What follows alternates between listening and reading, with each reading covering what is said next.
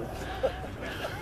Well, after threatening us with jail, finally the Forest Service ranger says, look, okay, so I understand it's your intention to open this road today. Yeah, you got it. We will open the road for you. So they took a John Deere D6, and it took them a week to reopen the road that they had just closed. Right after he told us it would be impossible to get anything done. Right after he told us that we had to jump through hoops and have committees. 2477 protected that road. If the state's not going to step up and protect it, then it has abdicated its responsibility as our representatives. If the county commissioners aren't going to step up and protect those roads, then it's up to the people to stand up and protect those roads. If they see us protecting what belongs to us, I think they're going to take an interest in getting involved. Exactly. But if they're going to continue to abdicate the authority that's been granted to them, if they're going to continue to sell America out and throw Americans under the bus to serve their international global bankers that have completely corrupted America's economy and are now foreclosing on America, and I think the real reason for the whole road closure thing is to secure those mineral rights for those banks. Exactly. Because sooner or later those banks are going to foreclose on America, and there's some great assets in them there hills. So right now we can take America back one road at a time. Just go open one. Oh, you're gonna, let me get this straight. David's preaching sedition now. Really? Am I, when I say that we have a duty to throw off government, is that sedition or is that American? All right, now am I talking about acts of terrorists here? Or am I just talking about taking back what rightfully belongs to us? Again, the foundation is the Declaration of Independence. And the foundation of the Declaration of Independence is the principles that are espoused in Holy Scripture. And the primary principle of Holy Scripture is that we have an invisible King who is our Father in heaven. Hallowed be his name. May his kingdom come. If we stand in that spirit and just begin to push back by taking it back, be free, and have some people backing you up to bail you out if you get arrested. In a nation that's so corrupted that it is involved in treason every day of its life, and treason becomes so commonplace, and the people become so jaded because we reach back to a place of, well, what can we do? That's when it's time for the people to take back what belongs to them.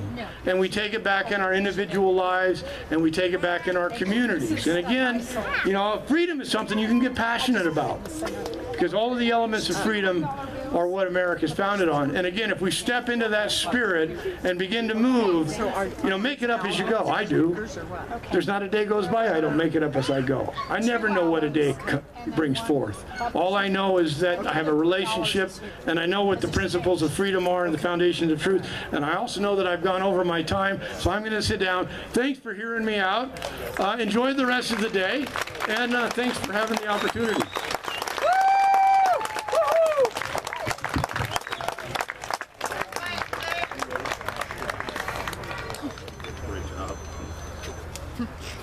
We're going to have this guy back sometime, let me tell you. That's all I can say. What a fantastic job. We have 3 more things to get through today before I let you go hit the tables and talk to the booths. We've got a couple songs, and I don't want you to leave early because these are going to be fantastic, so please stay in your seats. And we got one more speaker to come. Right now I'm going to introduce the Predovich family, who are going to lead us in the singing of America the Beautiful. So please join in. Give them a big hand.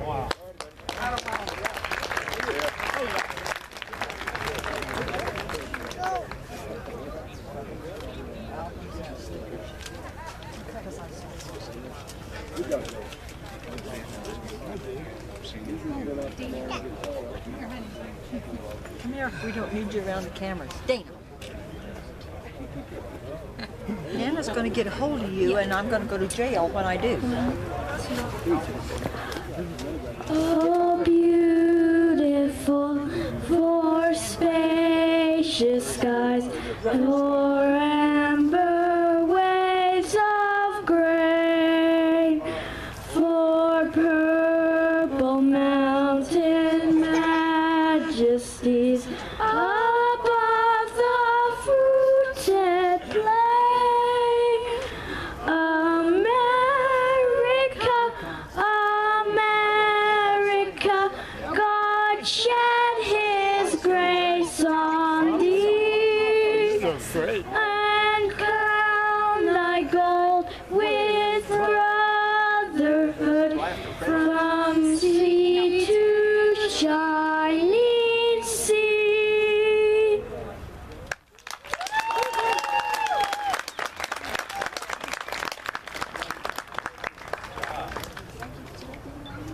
You did. I put it in my stuff.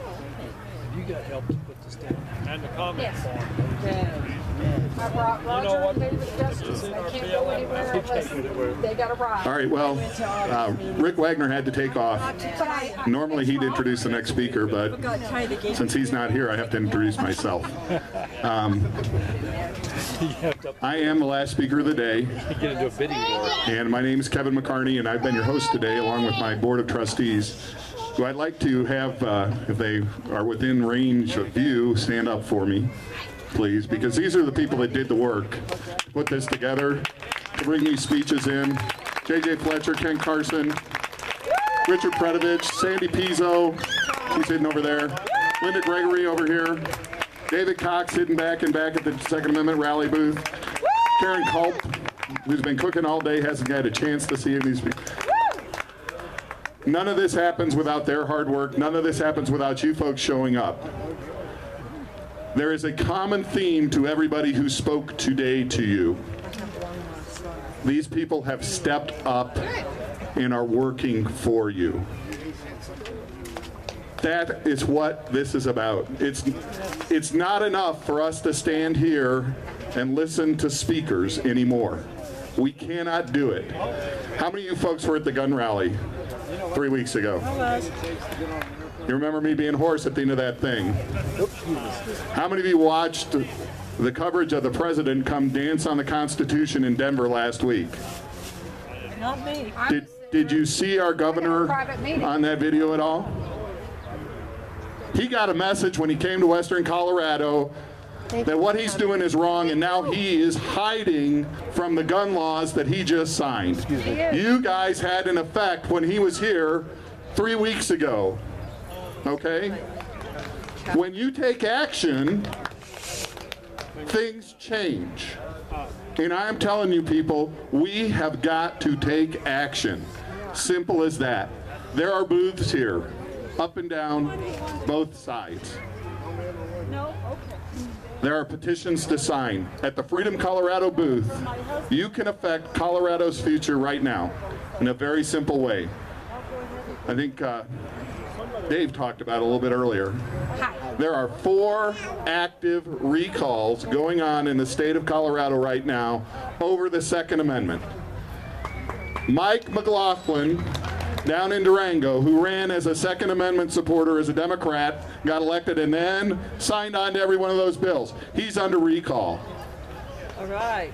Angela Giron in Pueblo, a senator who was too embarrassed to even talk about her vote on the Second Amendment and threatened a reporter with the Pueblo chieftain, is under recall in Pueblo.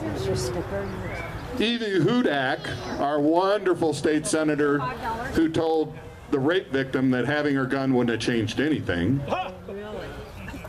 is under recall. In fact, today they're kicking that off. And in Colorado Springs, John Morse, the president of the Senate, the guy who told his senators, don't listen to your constituents, don't go to your town hall meetings, we are going to pass this no matter what they say. Yes, sir. He is under recall. Now, I know everybody's angry about this. I'm angry about it. How angry are you? Are you angry enough to drive 2.5 hours down to Durango to help them get rid of Mike McLaughlin? Absolutely. Are you angry enough to drive 4 hours to Denver to get rid of Evie Hudak?